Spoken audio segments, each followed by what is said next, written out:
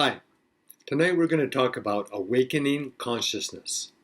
Beyond the dominance of the mind, we rest in the ground of our being, where we can soar as high as we want in the infinite space that fills us with love and peace, called consciousness.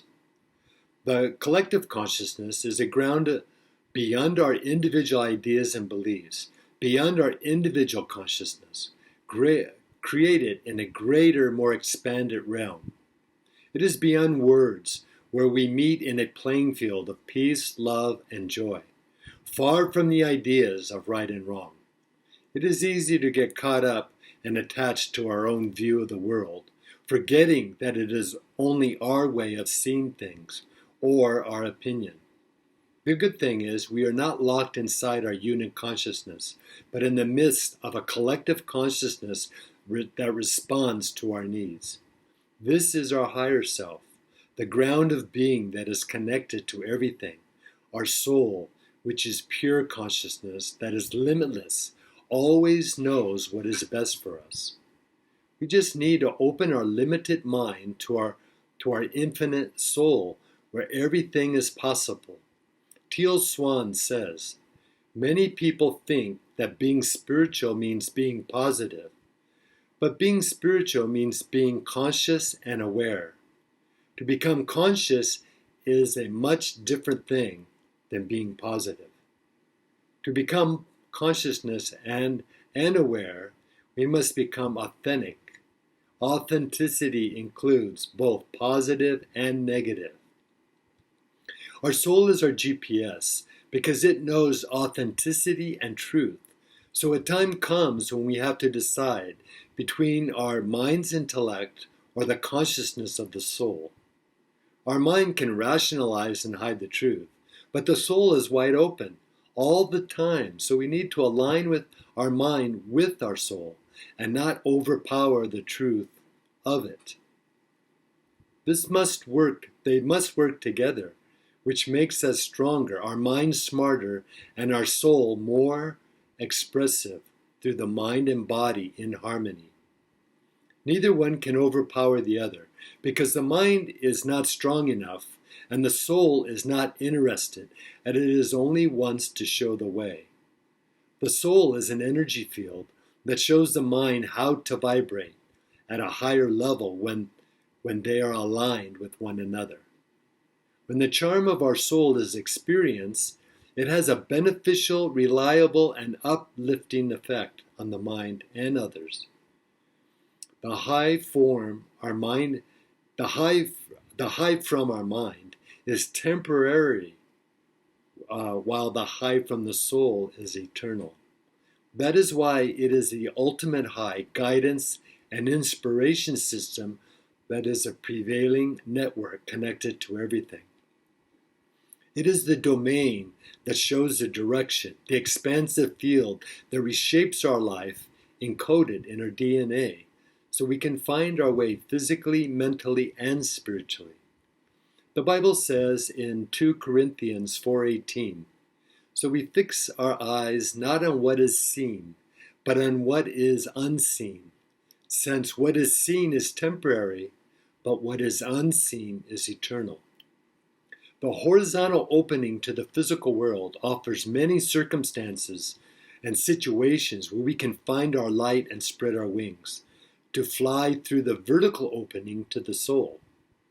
The soul consciousness offers infinite silence, where we expand the dimension of our unit consciousness in every moment in all directions we are present. Every moment is a door to life as our mental wings open our imagination, similar to Narnia, where in the closet a door opens their minds to Narnia. In our divinity within, our thoughts, worries, judgments, and scenarios recede until we let go even of attempting to go deeper. We don't even think about enlightenment as we spread our wings to embrace our authentic self, which can't be described with words but can inspire others. The present moment is not present in the mind, but in the awareness of our consciousness, that contains our mind, but we are not always aware of it because our mental attention is elsewhere. Sadhguru says, whatever you have to do right now, do it with absolute involvement. Only then will you know the sweetness of what it means to be conscious. This dive into consciousness upgrades our body, mind, and vibration to protect us from lower frequencies in our electromagnetic field. In this shift in consciousness, we don't identify others by their physical or mental characteristics, but by the consciousness they emit. The old belief systems promise awakening later on, but their ways are breaking down as people find inner peace in the present moment, here and now, not later on. The immediate present moment is the path to the non-dual presence in our complicated world as we drop our resistance, denial, and avoidance to let our consciousness unfold. We can't see the whole intention of consciousness, but being present, we see bits of it unfold when it is meant to be. We are not dependent on dates, but what elevates us, so we get involved with what will evolve into love, unity, and peace. Once we are happy in the present moment, our consciousness starts to communicate with us through everything around us as life starts to fall into place. Lao Tzu said, if you correct your mind, the rest of your life will fall into place. There are many ways to get our inside right, so everything outside will fall into place. But it starts with being present in the moment. Prayer is one way if done right, and should not be used to ask, beg, or try to change God's mind, but used to change our mind. We should not pray for transient things or actions that last for a short time, but in our prayer become fluid in silence where we are present, where we are the presence in it.